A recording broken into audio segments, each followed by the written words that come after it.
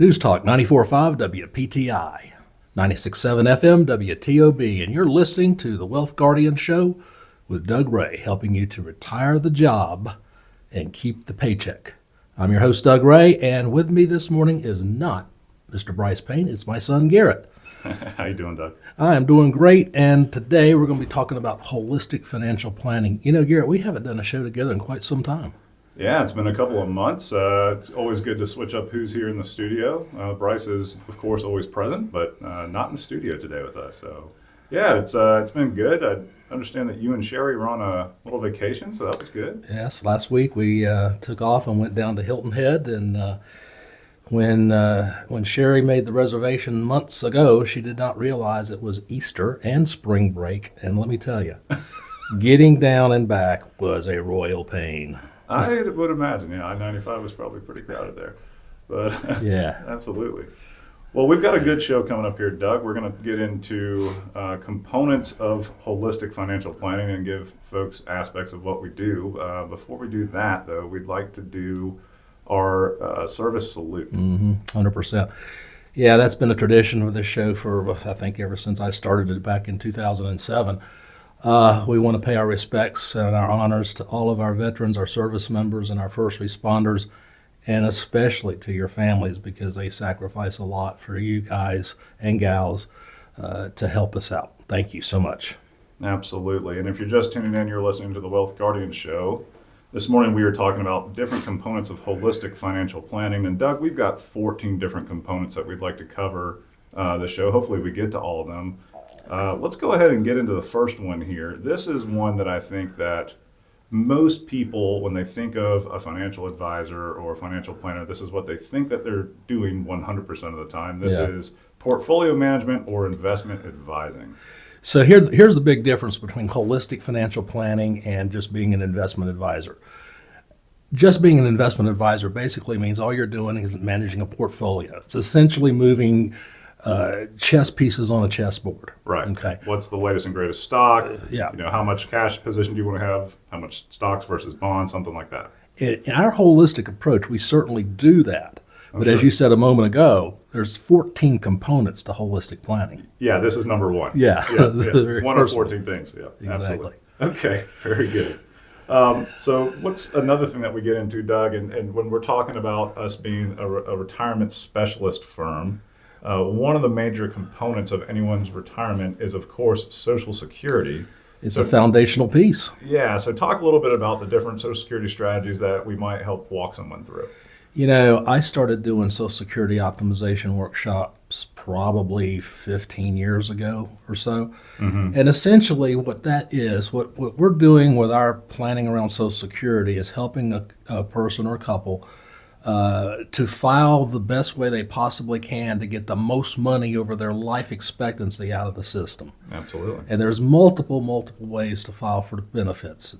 You start at 62, or you can wait till 70, or something in between. Absolutely. And it can get a little bit complicated too, such as, you know, let's say that you're a widow or a widower and, you know, unfortunately you're in that situation. There can be ways where you can get a benefit off of your deceased spouse and then preserve your own benefit for later in life. That could be a good strategy. So there's different kind of sticky specialty circumstances that we help people navigate.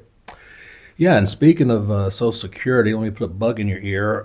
We're going to have a Social Security optimization workshop coming up Thursday, May the 2nd at 6:30 p.m. right here in our office in the Broyhill Annex, which is the old Clemens Library. Mm-hmm. And then also the following Tuesday, May the 7th, again at 6:30 in our office. You can register online by going on www.thewealthguardians.com.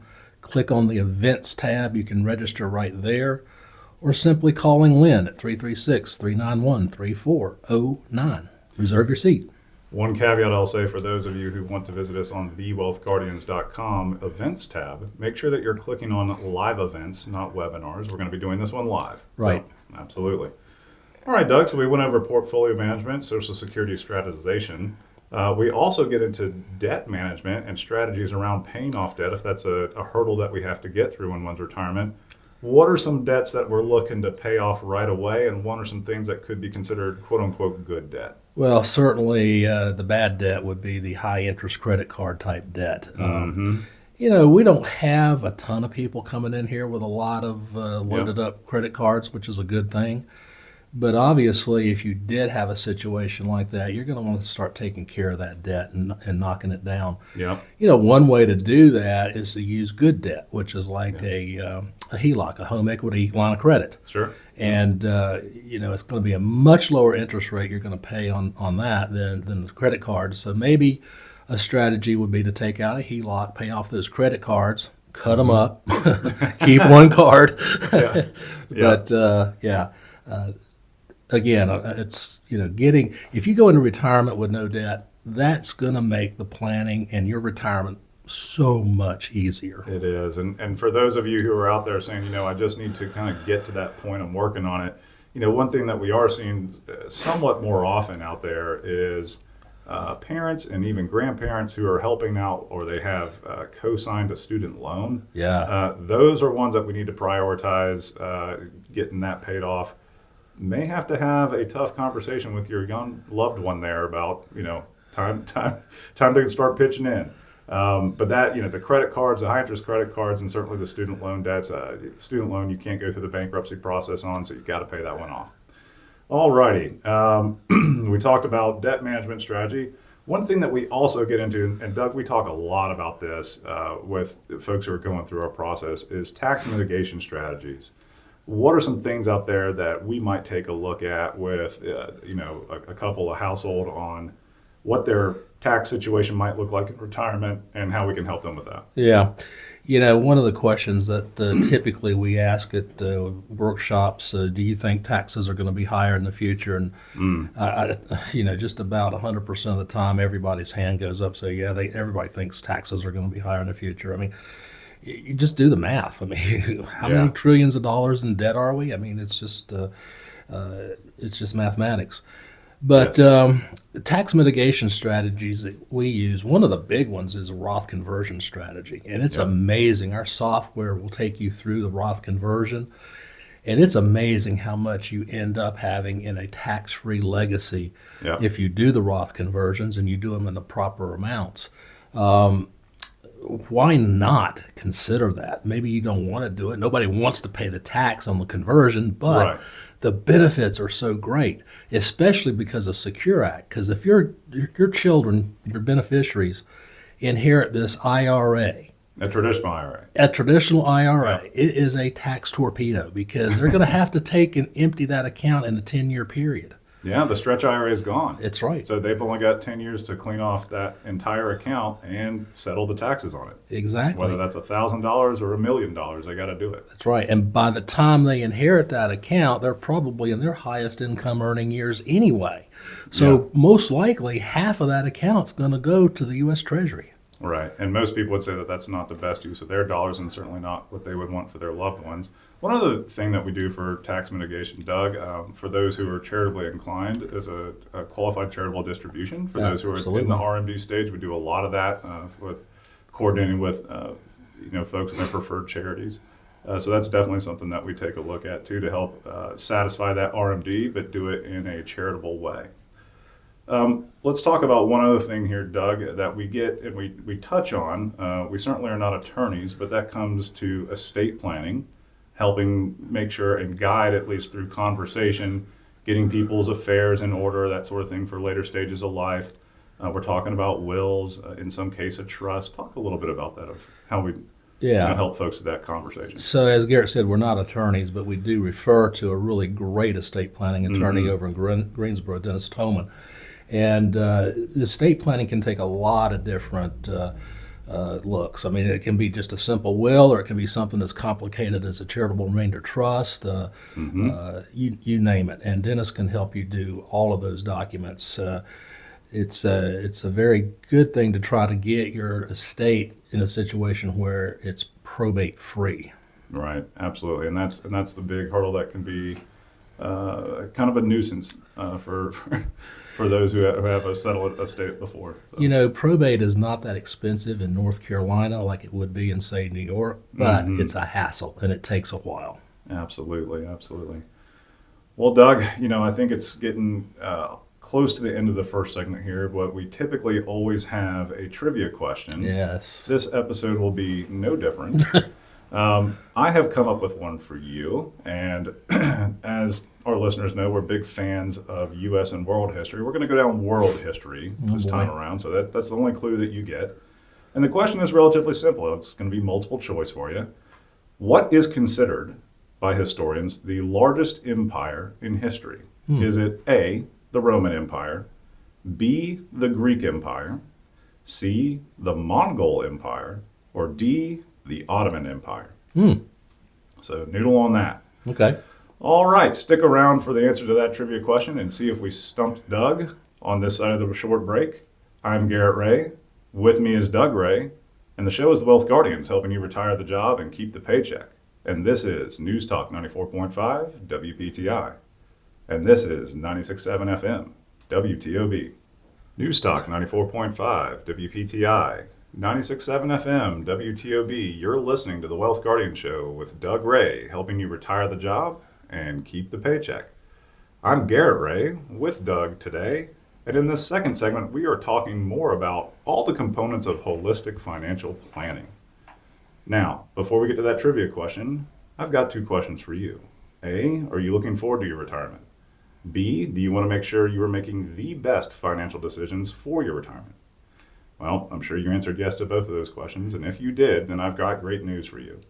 We here at the Wealth Guardians offer a no-cost, no obligation, second opinion review of your retirement plan, including a deep analysis of your assets, investment portfolio, insurance policies, income needs, risk tolerance, risk exposure, tax mitigation strategies, your legacy goals, and the fees that you are currently paying. Here's our goal. It's simple. We want to help you lower your fees, align your risk, and improve your overall retirement plan so that you can retire the job and keep the paycheck. But the ball is in your court. You're going to have to give us a call. Our number is 336-391-3409. Give us a call or visit us at thewealthguardians.com to set up your financial plan review with Doug, Garrett, or Brice today. Remember, the markets aren't going to wait for you. All right, Doug, let's now get to that trivia question. All right. To refresh the listeners out there, we're going into world history. And the question is, what do historians widely consider the largest empire in known history? Is it A, the Roman Empire, B, the Greek Empire, C, the Mongol Empire, or D, the Ottoman Empire? What's your guess? Well, I was going to say the British Empire, but that wasn't an option. So, So a caveat there, the British Empire is considered the largest empire as far as net worth. Okay, but what we're talking about is physical land mass and the amount of populations conquered. Then I'm going to go with the Roman Empire. Ooh, that is so close, and I wish I had Brice's sound effects, but you did not get that one correct. Of course not. What's new? Right. So we stumped Doug again. The correct answer is C, the Mongol Empire. Mongol. That was my second guess. Genghis Khan was so dominant in his era, there was almost very few countries he didn't have influence on during his life. Wow. So, yep. Tied only to one leader, really. His son tried to follow in his footsteps, but didn't quite have the impact that old Genghis did. All righty. Well, Doug, we're getting back into the subject of this weekend, and it is components of holistic financial planning. We've got 14 there that we're going to try and get through here in the second meeting, or the second segment anyway. We left off with estate planning. What ties into estate planning is another component, and this is talking about legacy planning. And, that's one of the questions that we ask folks going through our planning process is, what are your thoughts on legacy? Some people have very different views. Some people, it's really, really important to them to leave behind a legacy as far as properties maybe, or certainly as far as finances is concerned. Some people say, you know what? We want to enjoy retirement. We want to spend every last dollar, and the last dollar I spend is going to put me in the ground. So anywhere in between there. What are your thoughts on how we walk people through that conversation? The thing is, some people want to be very charitably gifting. True. And that can be a part of the plan. Like you said a moment ago, there are some people that say, no, we're going to go through our retirement and not leave a single dollar because that's the way I came into the world. Absolutely. And there's no wrong answer here. No, there's not. It's just everybody's different, and you just got to work with that particular client and build that legacy planning into the retirement plan. Yeah. And speaking of legacy planning, one of our segments of the show is get to know your advisor. Oh, yeah. So this week's question is, Garrett, if you had $10 million to give to a charity, which one would it be? Yeah, that's a good one. I've always been a lover of all things oceans. Yes, you have. I like to swim in the ocean. I like to surf. I was a naval officer, so I served on the ocean. One thing that's I've noticed is that the amount of plastic pollution inside of our oceans is getting much, much worse, particularly when you get beyond our shores into some third world countries. So there's a lot of great charities out there that specialize in ocean cleanup. I would find one of those very good, reputable ocean cleanup charities and donate the $1 million to them. Yeah, that's a good one. Yeah, when you were a little boy, we could barely get you out of the ocean. Oh, yeah. So for me, if I had the $10 million, I'd split it up into 3 different charities. Okay. Tunnel to Towers. Yep, that's a great one. Wounded Warrior. Sure. And Make-A-Wish. Oh, yeah. Those three are absolutely great. Yeah, all 3 of them are just excellent organizations. All right, so we touched on legacy planning here. Exit strategy is the next one, and we're talking about specifically helping people sell their small business or consider selling their small business, perhaps maybe stepping down as far as the amount of hours they're putting into the business, but retaining partial ownership. What are some of your thoughts on that, Doug? Well, we actually have a referral source that does that. The biggest thing for a part of the exit strategy for a business owner is, what is my business actually worth? The valuation. Yeah, they just don't know. I mean, they work their tail off to grow their business, but they don't know what it's worth. Mm-hmm. So we can bring our professionals in to do the total valuation of the business, market the business. They even have buyers sitting in the wings. In some cases, yeah. Yeah. Yep. To buy that particular business, whatever it may be. Yeah, absolutely. It certainly depends on the type of business, but absolutely, if it's not something super specialized, there can be willing buyers out there in relatively short order. If you guys are just tuning in, you're listening to the Wealth Guardian Show, and we are talking about different components of holistic financial planning and what we here at the Wealth Guardians do.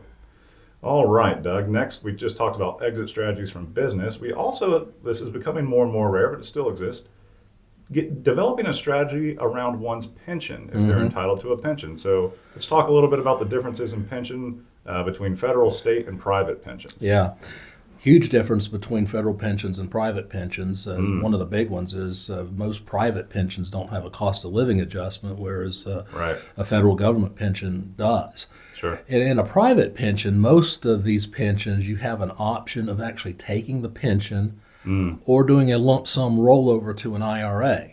Right. Now, if you look at doing the pension, the actual income part meaning of the it, monthly check that I'm going to get for the rest of my life. Okay. Initially, the cash-on-cash return is pretty attractive. It could be 6 to 8%. Yep. However, because you don't have that cost of living adjustment, if you look down the road 10, 15, 20 years, it's not as attractive. 70% of the time in my career, I have seen people take the lump sum option. Yep. Now, if you're a federal employee, take the pension. It's there. Most federal pensions don't have the lump sum option anyway, so you'd have to take it. Yeah, absolutely. Yeah, and that's great. If you've got a pension, let's say, and it's a private pension, you might be entitled to, in today's dollars, to $1,000 a month because you put in a 35-year career there. That sounds pretty decent in today's dollars, but is that $1,000 10 years from now going to go and stretch as far? No, it will not. And that's kind of the calculation that we help people navigate there. Yeah.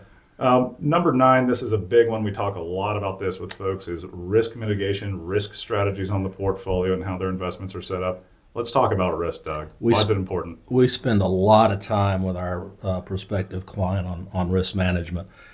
Most of the time we find out that people come in here with their portfolios, they have no concept of how risky their portfolio is. And, one of the things that a retiree cannot do is go through another 2008 downturn and lose 30, 40, 50% of their money, because it may come back in 4 or 5 years like it did out of 2009's bottom. But if you think about it, that 4 or 5 years, you have forever lost the compounding effect on that money that went down. Yep. And the other thing is, if you're taking income out of that IRA or 401k account while it's down, you may not recover. That's right. Yeah. If the market has pushed you down and you're in a situation where you're having to take withdrawals out of that account to subsidize your own retirement, now it's getting tough. So the way we build a retiree's portfolio is we have loss protection built into it. So in our portfolio, if we have another 2008 event where the S&P is down 55% over a year and a half time, we've got you protected to being down around 8 to 10%. Yep. If we can control that downside, recovering from an 8 to 10% loss is not that hard. Recovering from 50%, you got to get a 100% return. That's difficult. That's incredibly difficult. Doug, I think we got time here for one or two more. This next one that we get into it can be very difficult for people. And oftentimes I find it the most difficult for people to wrap their heads around just because it's kind of uncomfortable to go through. And that is budget forecasting and what the heck is my budget in retirement? Yeah, I mean, that is a key component to the overall retirement plan because you've got to know what you're spending every single day. And it's not just your utility bill or your grocery bill, it's everything. It's including vacation, Christmas presents, birthday presents. Absolutely. Taking the grandkids to Disney, all that kind of stuff goes into your budget because that's your standard of living. It is. And almost everyone comes to us, Doug. Most people say, we don't really want to live lavishly in retirement, but we do want to maintain the standard of living that we're currently enjoying so we can be with our kids, grandkids, that sort of thing. Well, okay, how much money are we spending to get that standard of living, to get that enjoyment that you currently have? Most people, for obvious reasons, that's very precious to them. Alrighty, Doug. Well, I think this is getting close. Unfortunately, that is all the time that we have this week. Thank you for joining us. We hope the rest of your weekend is everything that you want it to be. This is Garrett Ray, along with Doug Ray today. The show is The Wealth Guardians, helping you retire the job and keep the paycheck. And remember, sound financial plans do not create themselves. This is News Talk 94.5 WPTI, and this is 96.7 FM WTOB.